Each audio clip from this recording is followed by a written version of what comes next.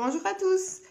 On est parti aujourd'hui pour la lettre 63. Alors un thème qui n'est pas très rigolo, mais il faut l'aborder. On est parti.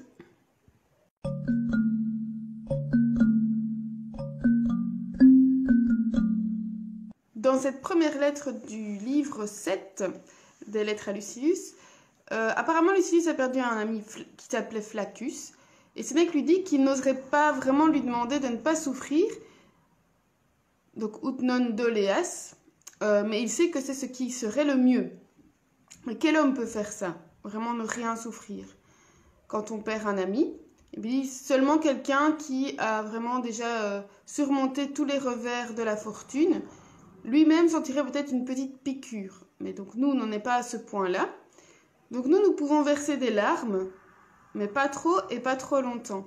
Donc il dit on peut lacrimare, donc vraiment verser des larmes, mais pas plorare. Alors pourtant plorare ça a donné pleurer en français, mais en latin c'est vraiment sangloter, se lamenter, vraiment faire démonstration de sa tristesse.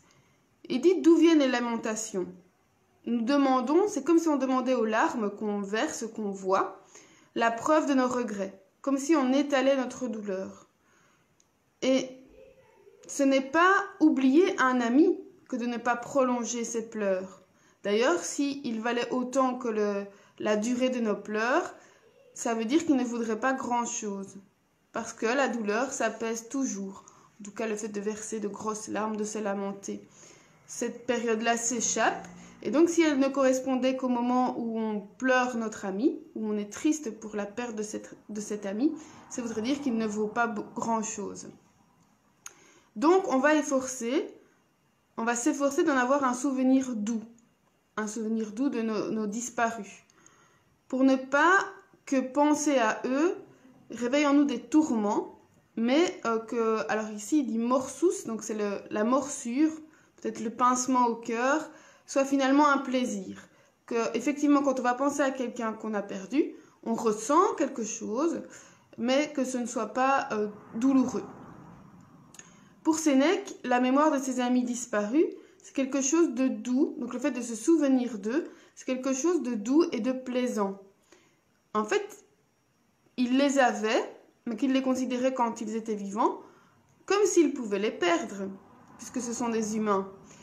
Et une fois qu'ils sont partis, eh bien, il les a maintenant comme il les avait avant. C'est-à-dire, il s'est toujours préparé au fait qu'ils puissent partir. Donc, il dit ne considère pas cette mort comme un mal. Donc, le fait que Flaccus soit décédé, ce n'est pas un mal. En fait, la fortune a juste repris ce qu'elle avait donné. Donc, tu devais bien t'y attendre. Qu'est-ce que ça peut nous dire? Mais il faut profiter de nos amis. De penser aussi à tous les moments où nous avons été séparés. Et alors, à ce moment-là, séparés peut-être de notre fait, parce qu'on a peut-être négligé, on va comprendre qu'on a perdu plus de temps avec nos amis que pendant qu'ils étaient encore là. Et que penser de ceux qui négligent leurs amis et qui, en fait, après la mort de leur ami, sont ceux qui font le plus de bruit, comme s'ils voulaient se rattraper en quelque sorte. Ces gens-là, ils ne vous aiment qu'à la condition de vous avoir perdu.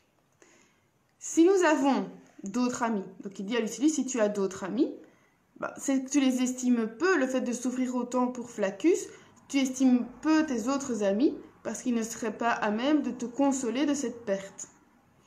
Et si tu n'en as pas d'autres, alors ce n'est pas le cas pour Lucilius, mais pour quelqu'un d'autre, si tu n'as pas d'autres amis, la fortune alors t'a enlevé ton seul ami, mais toi, tu t'es enlevé tous les autres que tu aurais pu avoir. On se rappelle dans une des lettres du début, Sénèque disait que ce n'était pas si difficile que ça d'avoir des amis.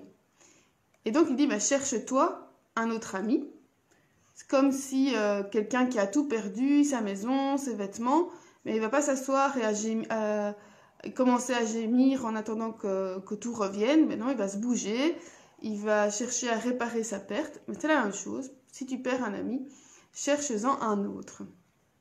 Alors, pour un homme de bon sens, il doit prendre les devants sur la douleur. Donc, il l'a dit auparavant, la douleur va finir par cesser. Mais pour un homme de bon sens, il faudrait cesser de souffrir avant que la douleur ne parte par lassitude, prendre les devants. Il dit en fait, sois plus rapide que la douleur. Pour les femmes, les anciens avaient décrété un deuil d'1 an. Alors ça ne veut pas dire qu'il fallait que le deuil dure 1 an, hein, qu'elle pleure pendant 1 an, mais qu'il ne fallait pas que ça dure plus longtemps.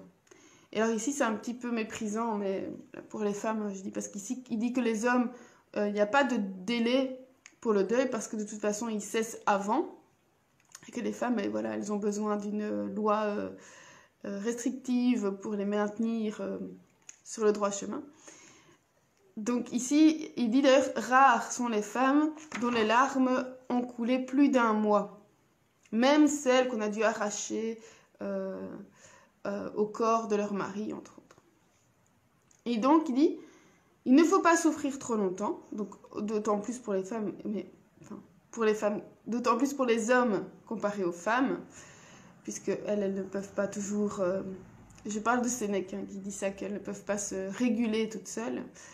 La douleur peut vite être prise en grippe, donc ça peut être quelque chose qui n'est pas bien vu. Quand elle est récente, donc quand on vient de perdre la personne, elle va attirer les sympathies, on va trouver quelqu'un pour nous consoler, alors que quand elle est ancienne, il dit alors qu'on va s'en moquer, soit parce qu'elle est feinte, qu'on fait semblant d'être malheureux, soit pour... peut-être, justement, soit s'attirer des sympathies ou prouver quelque chose, soit elle est folle, elle est stupide, et donc elle n'est pas raisonnée.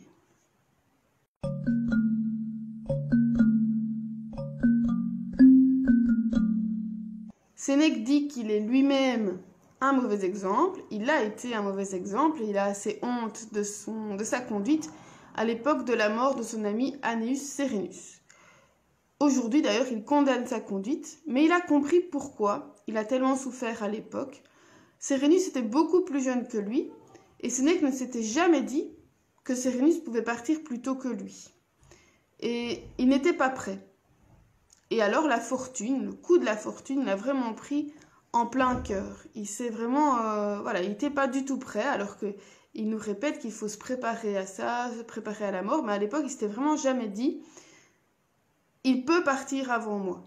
D'ailleurs, il dit, j'aurais dû me dire, post me morit debet, sed ante me potest. Donc, il doit mourir après moi, mais il peut mourir avant moi. Donc, dans l'ordre des choses, j'avais déjà dit que mon petit garçon, il pense toujours, qu'on meurt selon l'âge qu'on a. Et donc, ce sont les plus vieux qui partent en premier. On sait bien que ce serait la logique des choses, mais ce n'est pas toujours le cas, bien entendu.